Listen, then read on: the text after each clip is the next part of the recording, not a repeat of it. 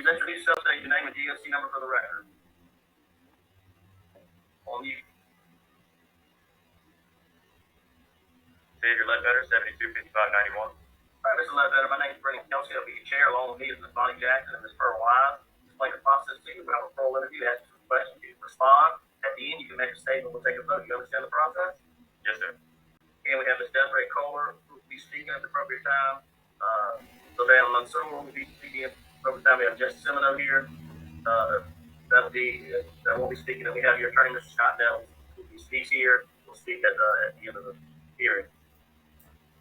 Xavier Ledbetter, DOC number 725591, your second class offender. Parole eligibility date 9/26/2021. Good time date 7/17/2027. Full term date 2027. Your sentence. In possession of stolen things over 1,500. Decent behavior with a juvenile. Carl Knowledge juvenile. It's like you were revoked on 12/21/2017. Does that sound correct? Sure. Okay, would you answer Ms. Wise, please? Good morning. Good morning. Good morning. I'm doing well. Yourself? Oh, well, thanks for asking. It looks like you were scheduled for a hearing in July of this year, and it was continued, right? On your request. Tell us why you wanted to continue. You remember? Well, at the time, I was still enrolled inside of another program managing my life, and my lawyer had advised me that it'd probably be best if I waited to continue the class, and so also we prepare my paperwork better for the interview process. That's good. That's good to hear. And I'm glad you had that opportunity. Tell us off the top, why are you? Ma'am? Tell me why you in jail. Well, I was initially arrested for possession of stolen goods. I stole a friend of mine's vehicle. I was later apprehended later that week by law enforcement in another parish. Later on, I was released contingency on bond. I had myself in a relationship with Miss Jordan. She was of her age, but beside the point, it later came out that she was underage, and I was asked to turn myself in. I did turn myself in and give a full confession. And there was also another woman, Miss Braley. There was, when they got my phone and I gave it to her, they found out that she was underage, and me and her had engaged in illicit conversations. Yes, but then you got probation for that, right? Ma'am, I was then released. Why are you in jail? So I got probation for that. I was then released. Later on, I can't tell you exactly how much later. And then I was at the apartment complex where me and Ms. Jordan met. Me and her had met. So they do condolences, and what her mother caught her sneaking back in. And it came out that me and her had engaged in activities together. Just wanted to see how much awareness did you have of why you in jail, because you were given probation for this offense. You recognize that you got probation 9/18/17. Then in October you reconnected with the victim, right? Then you got revoked in December of 17. So if you're successful today, what's gonna be different? Well, I mean, I can't really give an excuse for my behavior, but I can say that it was due to emotional trauma, alcohol and drug usage. I've come to a point now in life where I am engaged to another woman as it is right now. She is of age. My primary focus right now is making myself a better person and also being emotionally available for me and my family. I have no desire to go see her, and I wish her the best of luck, but that as far as those kind of days, I've kind of put that behind me.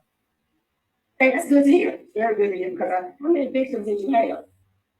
One with the car theft, one in use behavior, and the car knowledge, so 3 victims. That's what I thought. Now, you were enrolled in the sex offender treatment program, and you got removed July 22nd of 1999. 2019, so what happened? Why you got removed from that? I was placed on disciplinary segregation pending investigation. Oh, okay. And so have you had the opportunity to get back in sex offender? Yes, ma'am. Seems to be working well. Yeah, I think it's made a big improvement, yes, ma'am. Are you in jail population? Yes, ma'am. I'm actually a level 3 trustee. Great. They are speaking that the case rate indicated some pretty concerning diagnosis, so I'm glad to hear that you're doing well. I think the next appointment with the mental health is December the 19th of 22, so well, then you're not, in a hurry to speak to them again or anything like that. I know you know to speak up, that comes to me. I do want to say for the record that your victims are opposed to early release. Nothing you can do about it, but I just want to make sure that you're aware of that. And for me, not having completed the sex offender treatment program, and it was on supervision for a very short time, but that is concerning for me. Warren, what can you tell us? Yes, ma'am. He's been doing well. He's completed a lot of programs. He's been doing a good job. Speaks real well. I think he's on the right track. I would like to see him complete that sex offender program as well. But other than that, I think he's really on the right track. Thank you, Warren. That's all I had. I have one question. Yeah. Hi, good morning, Ms. Ledger. How are you? I'm Bonnie Jackson. I'm looking at your disciplinary record. You talked to Mrs. Wise about the cell phone, but you also had something having to do with drugs. Am I correct? Yes, ma'am. About that. I believe this was in 2020. Another offender and I were found with synthetic mojo by the county. In 2020, you had a write-up on March 12th of 21, and then you had another write-up on March 11th and October 24th of 21. And it looks like it had to do with since you, so that was in 21.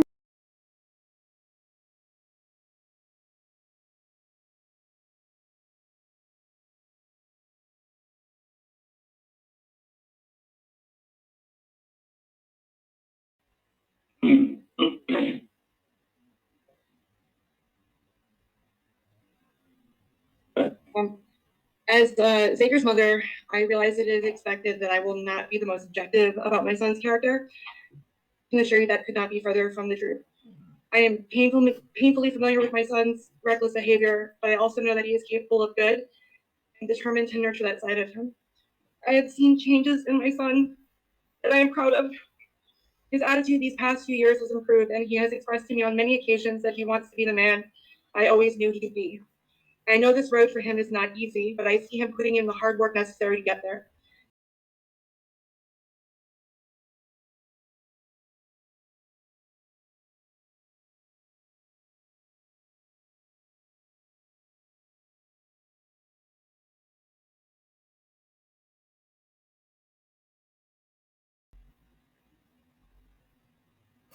Brother Xavier is my world. An older sister, there have been times that I played the parent role for Xavier, our younger brother. He started making bad decisions. It hurt me and everyone else that loves him. I did not understand how the person I love so much. Family tried reaching out to him, pleaded that he stopped being so reckless, but he did not listen. First, I was angry with my brother when he got arrested. Reality sunk in that he might get the help he needs, and being in prison might be the safest place for him. When Xavier was first transferred to Elaine Hunt's correctional facility, he got worse before he got better. Has since changed. Xavier has learned to take accountability for his actions. He is not this hateful, angry person he once was. He has been going to AA meetings and plans to continue to go to them once he is out. Our mother plans on assisting him to stay on track with his sobriety. She has been in recovery for 12 years now. Xavier is eager to get a job and is eager to work. He's determined not to live off of our mother or any other family member. He's determined to get his own independence, and this is all he talks about. Xavier is becoming the man he once was, the man he used to be as we were growing up.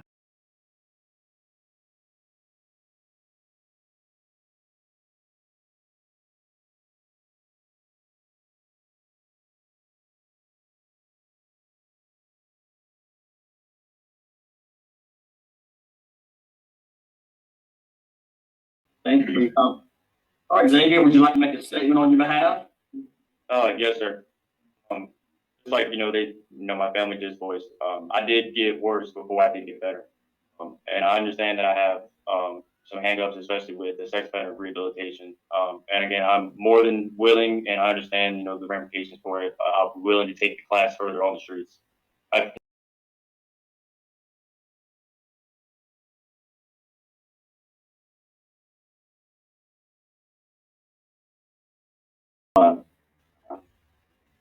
Xavier, I am glad to hear how well you are doing as a person. I am glad to hear that. You did mention the victims and your impact on them. That's concerning for me. I know you got to take care of you. I'm glad you did this, Father. But I would like to see you take victim awareness. I would like for you to take some substance abuse program and finish the sex abuse treatment. Now, for me, this is something I don't usually do, but I encourage you to write back, reapply, once you're eligible for a rehab. If you You have law enforcement opposition and you have victim opposition. I just want to commend you on the good work that you're doing. What do you think about voting to deny today? Ms. Jackson? Barry, you're a very intelligent young man. Really are. And I think that you, on the right track. Sometimes you have to get better, get worse before you can get better. And I know that you say you'll follow through with assessing treatment, but I would prefer to know that you're going to get it because there's so many things that can come up to pull you away from that. It could be transportation issues, it could be all kinds of issues that might pull you away from finishing the program. So I really want you to go ahead and complete it when you have the best opportunity to do so right now. I'd like to see you facilitate because I think you able to facilitate that for other inmates and maybe help them see things someone other than an offender might not be able to see. But I think you're on the right track. I think you are going to make it. So my vote today would be to deny. So the vote was to deny. And like I always say on What Would You Do? They have looked at so much information. They know his case inside and out. They know it better than probably he even knows it.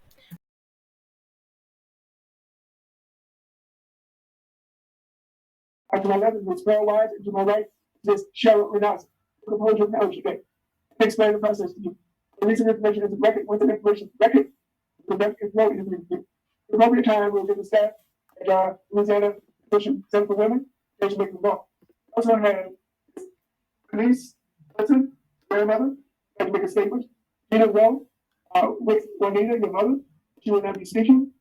Kobe Ward, his friend, will be speaking. Because battlefield, grandmother would also like to make a statement. Rita Rowe, with Juanita, your mother, she will not be speaking. Kobe Ward, his friend, will be speaking. Because battlefield, grandmother would also like to make a statement. After those statements, we'll be given a chance to make a brief closing statement on why it should be released early. You understand the process? Sure.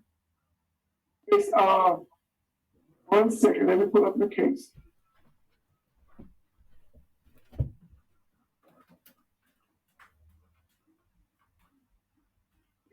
Ms.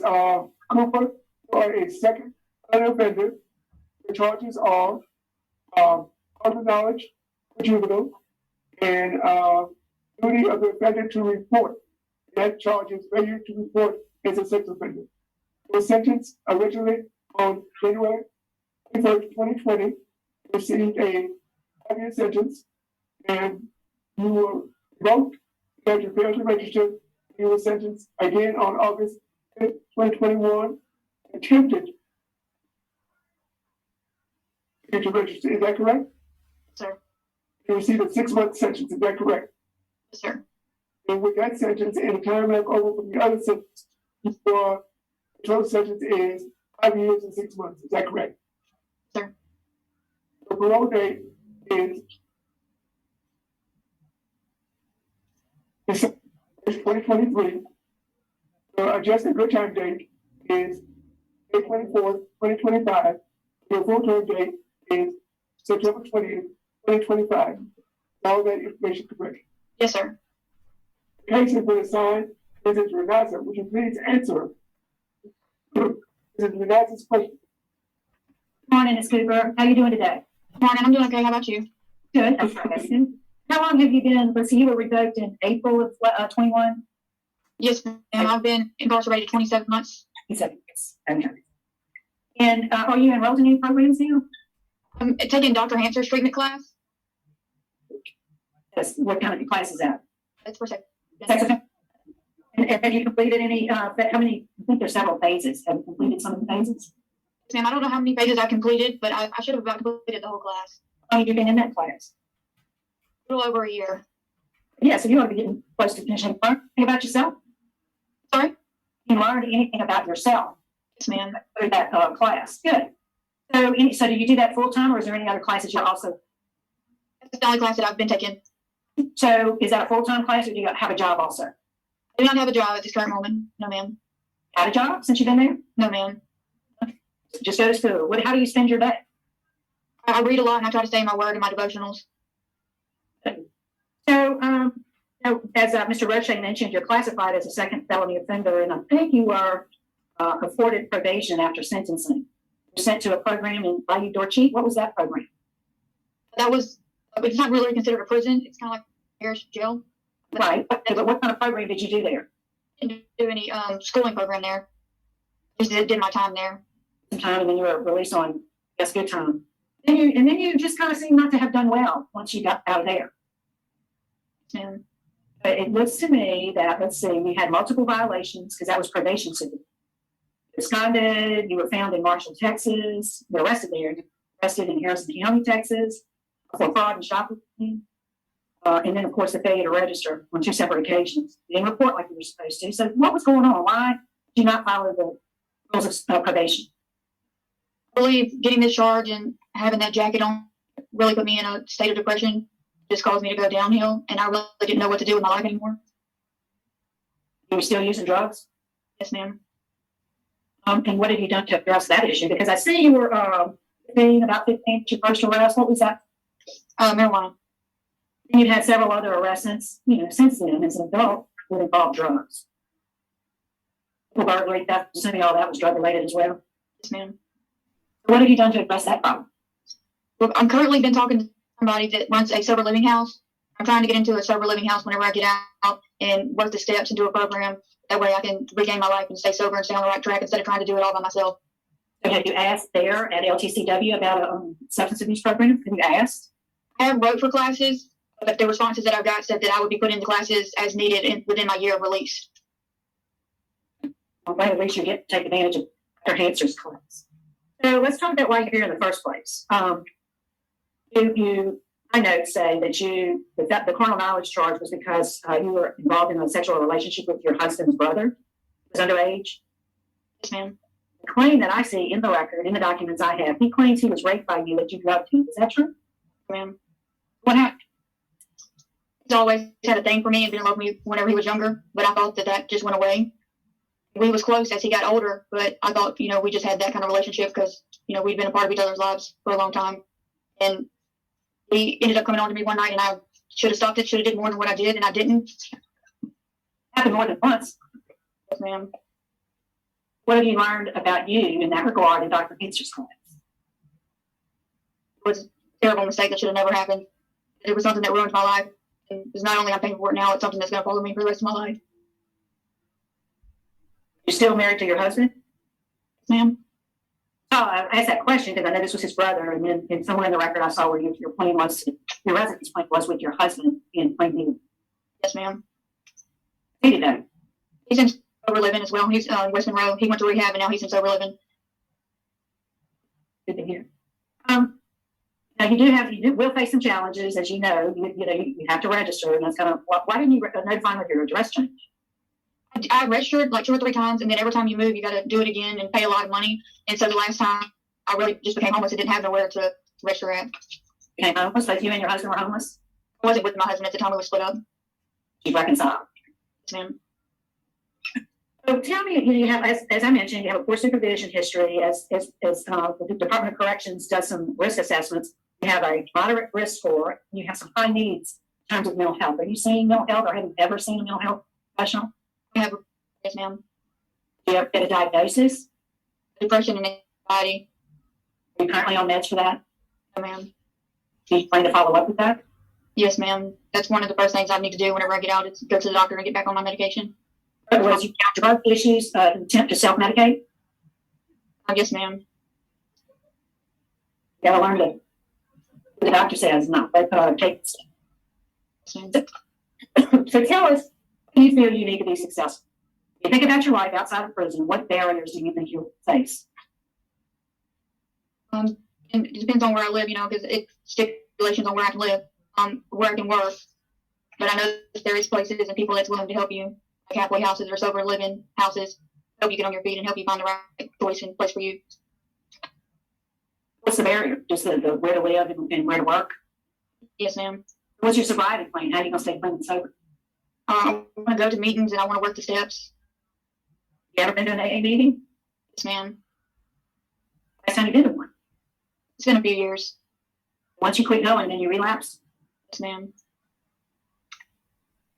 Okay, I don't have any other questions at this time. Thank you, Ms. Cooper. I appreciate it. Yeah. Good morning, Ms. Cooper. Morning. The records I have shown you have a federal detainer. Do you know anything about that? Ma'am, I shouldn't have any detainers as I don't have any pendings or new charges. I feel like that was just a mistake. I've been trying to get it taken care of and figure out what it is that's showing up. Good. All right, then. Thank you. That's all I had to. Okay. We're going all over the points, and I'm going to ask Ms. Manish Johnson, grandmother, to open the mic, and you have 2 or 3 minutes to make a statement.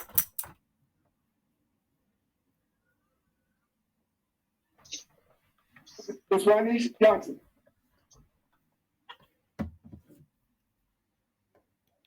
Ms. Johnson? She's still on the phone, you get. Ms. Johnson? Let's go to Ms. Patty Battlefield. Ms. Battlefield? Yes, sir. Would you open your mic? Yes, sir. Would you please give us your name and your statement? My name is Patricia Battlefield. I am Caitlin Cooper's grandmother on her daddy's side, and feel like that she's learned a lot from the correspondence and the messages that we have been talking back and forth to each other.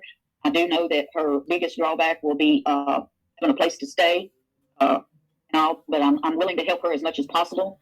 My job limits me on some of that, but I think that she has learned a lot and that she can move forward given the right support from home, and I've been willing to do that for her. Thank you, Ms. Battlefield. We appreciate your attending the hearing. Ms. Johnson. Ms. Juanita Johnson? Your mic is muted. Please open your mic. You open the mic for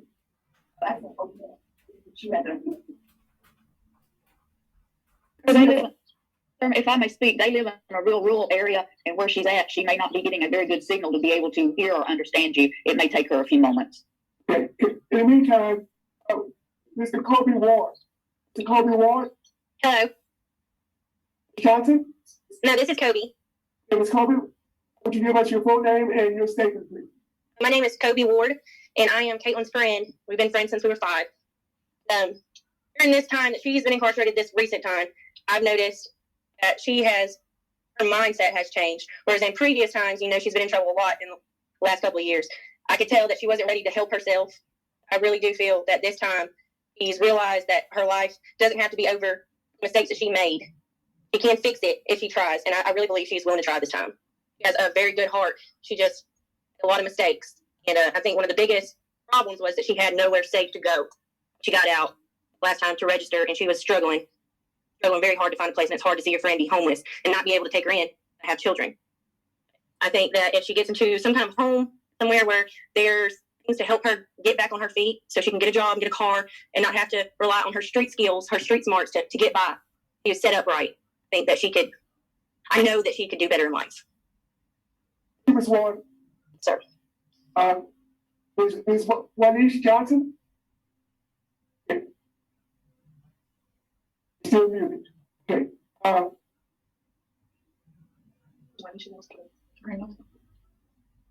Ms. Cooper, would you like to give a closing statement? Yes, sir. I know that I made some bad choices, and I really regret everything that I've done. If I could go back and change it, I would. Take full responsibility for my actions. I know that I could do right. I have a good family. I come from a good family. I have their support. I'm willing to do anything I need to do to prove myself and to gain my life back that I want to have. I want to be a member of society again, a normal person. I know I can do it. I'm just asking for the chance. Ms. Cooper, very, very well stated. Very well stated. Motion for executive session, please. Second, there's a motion and a second executive session to discuss confidential matters. Call the roll, please. Yes. Yes. Yes. So Cooper, give us a couple of minutes. We're going into executive session to discuss confidential matters. We'll be back with you in a second, okay? Thank you. Committee of the Parole is reconvening. Time is 10:38. The panel ready to go. Yes. Good night. All right.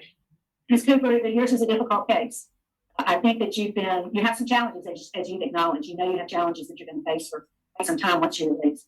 I do believe, I am concerned about your substance abuse issue. I think before you are released, you need to be afforded the opportunity for some substance abuse treatment. So my vote today, because of that, is to deny your parole. A strong, very strong recommendation to the facility that you be afforded the opportunity to get involved in the substance abuse class. That's going to help you with some good time. You'll move, with good time day, you'll move up. And also ask the facility, their transition specialists in within immigration and parole to work with you to try to find you suitable housing to work with you in employment as well. After release, I have a special condition. You're released on your good time, or that day lands, you get some credits. I want you to have no contact with your victim, his immediate family. Now, I know your husband is family. I'm excluding him from him or his siblings or his parents. I want you to succeed. I really do, but I think you need some help in that regard. I wish you. Thank you. Ms. Wise? All right, Ms. Cooper, you are so blessed to have a friend like Kobe. I heard what she said and said, that is support, and that's a blessing. But for me today, my vote is to deny as well. To leave you there and get an opportunity to take more programs so you can be very equipped to get out. So when things start happening, you have your support system in place. I concur with my colleagues. My vote is the same for the same reasons. But best wishes to you now. Cooper, you got some work to do. As a finish your sex offender program, then the staff there will do a substance abuse program and for additional good time, the good time date will move up. The idea of this process is to release you with the necessary tools that you need to be successful. I want you to release, come back. I want you to have things you need to be successful. My vote is the same for the same reason. So request for early release, they do not.